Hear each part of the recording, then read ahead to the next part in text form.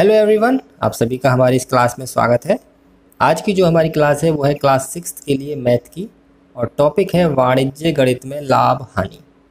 काफ़ी important topic है और ये हमारी दैनिक जीवन से संबंधित टॉपिक है।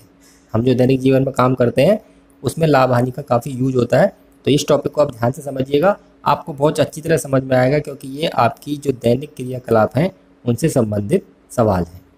तो सबसे पहले ये 5 सवाल जो आपको स्क्रीन पर दिख रहे हैं, हम आज इन सवालों को हल करेंगे। 1 2 3 4 5, आज इन 5 सवालों को हम हल करेंगे। लाभ या हानि ज्ञात कीजिए पहले सवाल में है, और बाकी की 4 हमारी जो है वर्ड प्रॉब्लम है, यानी कि इबारती प्रश्न। तो आज की वीडियो को शुरू करते हैं। वीडियो शुरू करने से पहले मैं आपको बता देता हूँ कुछ सूत्र जो मैंने लिखे हैं। देखिए, लाभ हानि के लिए सबसे पहले हमें 2 शब्द पता होने चाहिए। एक होता है क्रय मूल्य, एक होता है विक्रय मूल्य। और लाभ और हानि का मतलब आपको ये शब्द अगर अलग लग रहे हो तो लाभ का मतलब होता है फ़ायदा। जब आपको किसी चीज़ में फ़ायदा हो रहा हो, जैसे आपने कोई चीज़ 5 रुपये की खरीदी और 6 रुपये की बेच दी, तो आपको 1 रुपये का हो गया फ़ायदा, यानी कि उसे कहते हैं लाभ। और हानि का मतलब होता है नुकसान। आपने कोई चीज़ 5 रुपये की खरीदी और आपको वो 4 रुपये में बेचनी पड़ी, तो आपको 1 रुपये का हो गया हानि, यानी कि नुकसान। ठीक है, अब इसमें 2 शब्द लिख रहे हैं। लाभ का सूत्र होता है विक्रय मूल्य माइनस क्रय मूल्य, और हानि का होता है क्रय मूल्य माइनस विक्रय मूल्य, यानी कि एक दूसरे के उल्टे हैं। अब ये क्रय मूल्य और विक्रय मूल्य क्या होता है वो देखिए। क्रय मूल्य होता है जिस मूल्य पर कोई वस्तु खरीदी जाती है। हम जिस मूल्य पर कोई वस्तु खरीदेंगे, यानी कि मान लो 5 रुपये की खरीदी है, तो लिखेंगे क्रय मूल्य बराबर 5। इन सवालों में हम ये 2 चीज़ जरूर लिखेंगे, तो आप इन्हें ध्यान से समझ लें। क्रय मूल्य खरीदने वाला मूल्य, और विक्रय मूल्य जिस मूल्य पर कोई वस्तु बेची जाती है, यानी कि बेचने वाला मूल्य। ठीक है, ये 2 शब्द पढ़ लें और लाभ हानि के ये सूत्र याद कर लें। अगली एक्सरसाइज जो है वो लाभ हानि के प्रतिशत वाली है। तो इस एक्सरसाइज की इस वीडियो के बाद हमारी दूसरी वीडियो उसी पर आएगी 6th क्लास के लिए। चैनल को सब्सक्राइब जरूर कर लीजिएगा और बेल आइकन को दबा लीजिएगा। जैसी वीडियो आती है आपकी क्लास की, आपको नोटिफिकेशन पहुंच जाएगा और आप उस वीडियो को देख लेंगे। ठीक है, चलिए आज की वीडियो को शुरू करते हैं।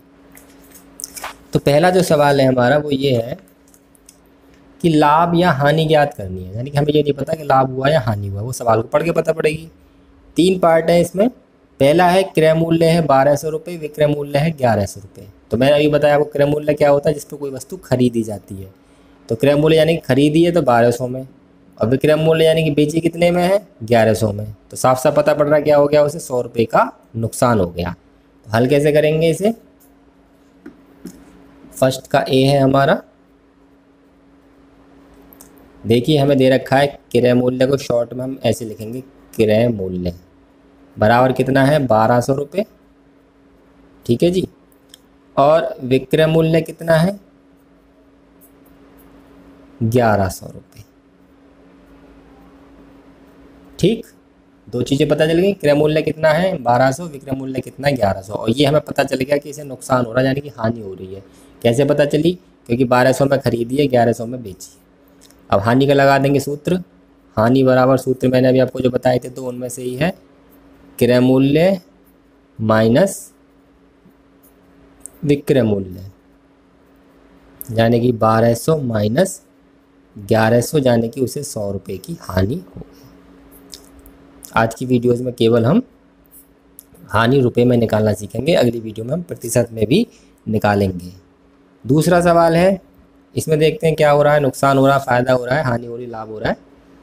क्रय मूल्य है 700, मतलब 700 रुपये में खरीदी है, और विक्रय मूल्य है 1000, मतलब 1000 में बेची है। तो इस बार तो हो गया फ़ायदा 300 रुपये का, क्योंकि खरीदी है उसने 700 में, यानी कि क्रय मूल्य है उसका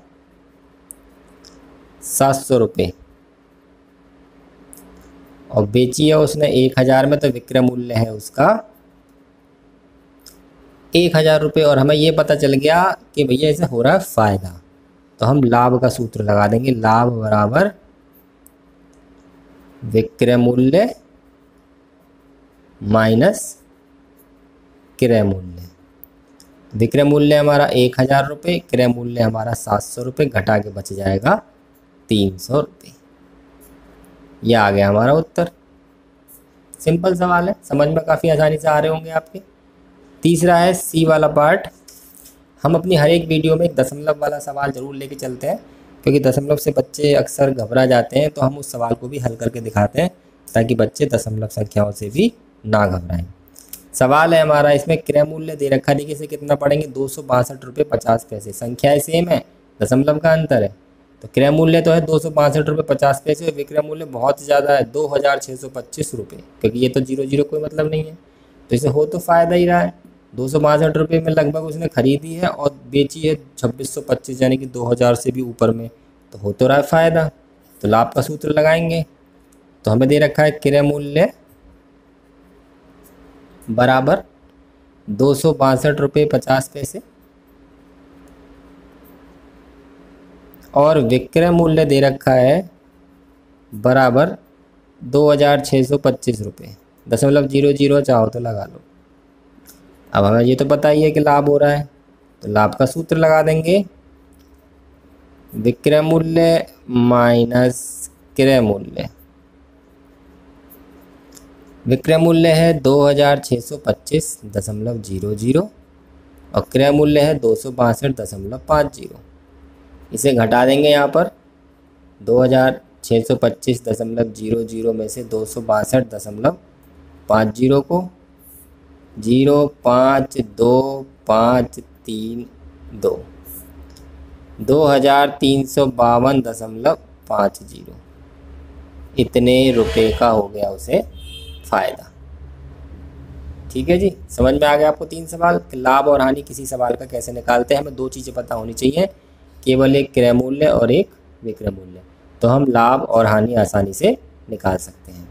अब चलते हैं सवाल नंबर 2, जो कि इबारती प्रश्न है और मेन सवाल लाभ हानि में इबारती प्रश्नों के ही होते हैं। उसमें हमें दिमाग लगाना पड़ता है, क्या क्रय मूल्य, क्या विक्रय मूल्य और क्या लाभ हुआ या हानि। तो दूसरा सवाल पढ़ते हैं। रहीम ने एक घड़ी 1400 रुपये में खरीद कर 1600 में बेच दी, उसे कितने का लाभ हुआ। यानी कि सवाल में पहले ही कह दिया कि उसे लाभ ही हुआ है। ठीक है, उसने साफ साफ बता दिया लाभ हुआ। वैसे में पता पड़ रहा है जब 1400 में खरीद के 1600 में बेचिए तो 200 का फ़ायदा हो गया सीधे सीधे। अगर आप मुँह जबानी बताएंगे सवाल को 200 का फ़ायदा हो गया, पर हल कैसे करेंगे। देखिए मैंने आपको बताया था खरीदने वाला मूल्य क्या होता है, क्रय मूल्य। तो 1400 में खरीदी है उसने, तो हम लिखेंगे क्रय मूल्य बराबर 1400 रुपये। सवाल नंबर 2, क्रय मूल्य बराबर 1400 रुपये। ठीक है, और विक्रय मूल्य कितना है, विक्रय मूल्य है हमारा इसका 1600 रुपये, क्योंकि बेची कितने में है 1600 में। तो खरीदने वाला मूल्य क्रय मूल्य, बेचने वाला मूल्य विक्रय मूल्य। ये क्लियर हो गया। अब हमें साफ साफ पता पड़ रहा है लाभ हो रहा है, लाभ का सूत्र लगा दो, लाभ बराबर विक्रय मूल्य माइनस क्रय मूल्य। विक्रय मूल्य हमारा 1600, क्रय मूल्य 1400, यानी कि आ गया 200 रुपये का। ये हमारा हो गया उत्तर। ठीक है जी, क्योंकि पिछले वाला जो सवाल नंबर 1 किया था उसमें क्रय मूल्य विक्रय मूल्य हमें सीधे सीधे देखे रखे थे, लाभ और हानि निकालने थे। इस बार हमें दिमाग लगा के क्रय मूल्य विक्रय मूल्य लिखा है और फिर लाभ का सूत्र लगाया है। सवाल नंबर 3। सवाल नंबर 3 क्या कह रहा है, गीता ने एक साड़ी 750 रुपये में बेची। खरीदने का तो पता नहीं है भैया, बेचने का दे दिया। बेचने वाले मूल्य को क्या कहते हैं, विक्रय मूल्य। तो जो दे रखा है सबसे पहले हमने वो लिख लिया। हमें दे रखा है सवाल में विक्रय मूल्य बराबर 750 रुपये। ठीक है, आगे पढ़ते हैं।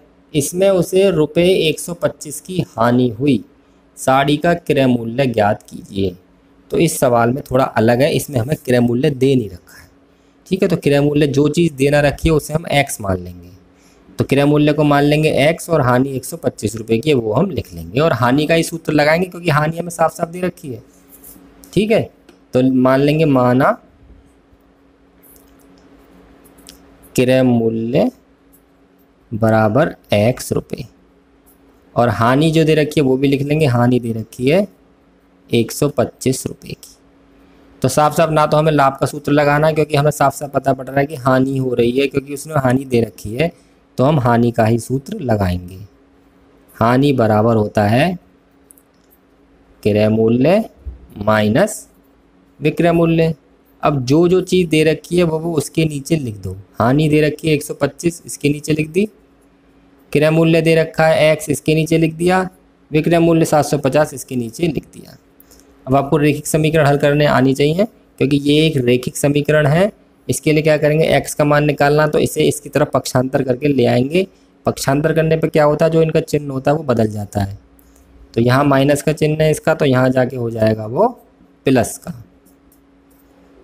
ठीक है, यहाँ माइनस का तो प्लस हो गया, इन दोनों को जोड़ दो। इसे इधर लिख सकते हैं हम आराम से। तो ये हो जाएगा 5, 7, 8, 875। एक्स हमने क्या माना था, क्रय मूल्य, यानी कि हमारा क्रय मूल्य आ गया 875 रुपये। समझ में आ गया आपको। इस तरीके के सवाल भी आपको मिल सकते हैं पक्षांतर करने वाले। अब चलते हैं सवाल नंबर 4 की तरफ। आज का सेकंड लास्ट क्वेश्चन, ये भी इम्पोर्टेंट क्वेश्चन है। मैं जितने भी सवाल लिखता हूँ सारे इम्पोर्टेंट होते हैं। 5 सवाल 7 सवाल जो भी एक वीडियो में होते हैं। एक किसान ने एक गाय इतने रुपए में खरीदी। यहाँ से हमें साफ साफ पता पड़ गया ये क्या है, हमारा क्रय मूल्य है, क्योंकि ये खरीदने वाला है।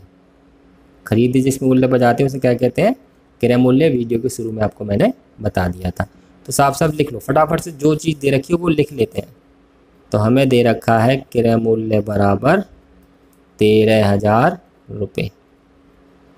ठीक है जी, आगे पढ़ते हैं।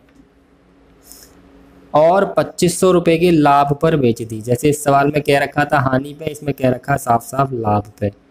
गाय कितने रुपए में बेची गई, यानी कि बेची गई के मूल्य क्या कहते हैं, विक्रय मूल्य। वो जैसे इसमें क्रय मूल्य नहीं दे रखा था, इसमें विक्रय मूल्य नहीं दे रखा। इसमें क्रय मूल्य साफ साफ लिख रहा था, इसमें हमें दिमाग लगाना पड़ा है कि बेचने वाला मूल्य क्या होता है, विक्रय मूल्य। और वो दे नहीं रखा तो उसे मान लेंगे x, और लाभ है 2500 रुपये, और लाभ ही का सूत्र लगा देंगे। तो यहाँ लिखेंगे माना विक्रय मूल्य बराबर x रुपये, और लाभ दे रखा है हमें 2500 रुपये का। जो जो चीज़ दे रखी है वो लिख ली, और जो पूछा वो हमने x मान लिया। साफ साफ पता पड़ रहा है कि इसका सूत्र लगाना है हमें लाभ का। तो लाभ का सूत्र लगा दो। लाभ बराबर विक्रय मूल्य माइनस क्रय मूल्य। ठीक है, तो लाभ का जगह रखेंगे हम 2500, विक्रय मूल्य हमारा x, क्रय मूल्य हमारा 1000 और 13,000। अब ये माइनस के इधर आगे हो जाएगा प्लस, x आ जाएगा हमारा 2500 माइनस के 13,000। ये माइनस संख्या इधर जाके हो जाएगी प्लस। रेखिक समीकरण हल करने आने चाहिए आपको। संख्याओं को एक तरफ ले जाते हैं x का मान निकालने के लिए, तो जो माइनस का चिन्ह है वो इधर आगे हो जाएगा प्लस का। x बराबर आ जाएगा हमारा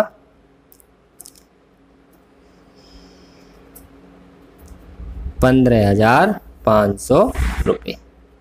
ठीक है, x हमने क्या माना था, विक्रय मूल्य, यानी कि विक्रय मूल्य आ गया हमारा 15,500 रुपये।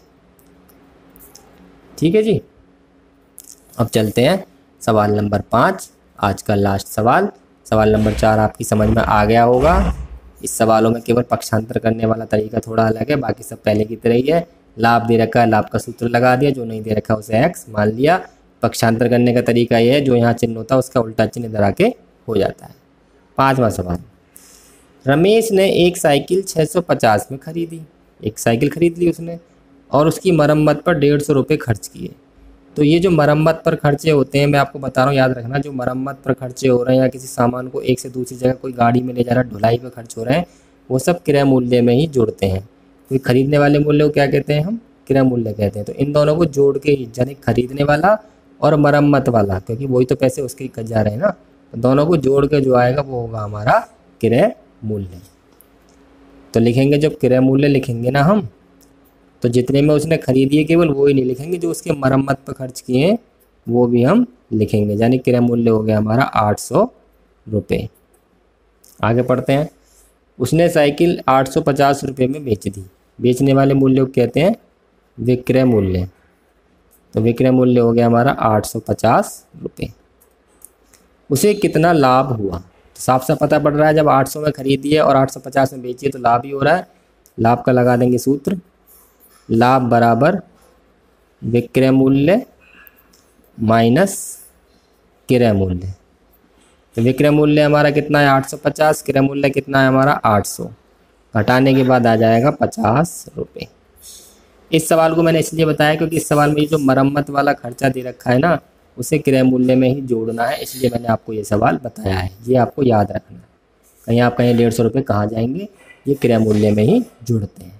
ठीक है, तो आज की वीडियो में हमने आपको 5 सवाल बताए हैं, उम्मीद है आपको समझ में आए होंगे लाभ हानि से रिलेटेड। और लाभ हानि से रिलेटेड हमारी और वीडियोस आएगी एक, इसलिए हमारे चैनल को सब्सक्राइब जरूर कर लें और बेल आइकन को भी दबा लें। आज की वीडियो यहीं ख़त्म होती है, धन्यवाद।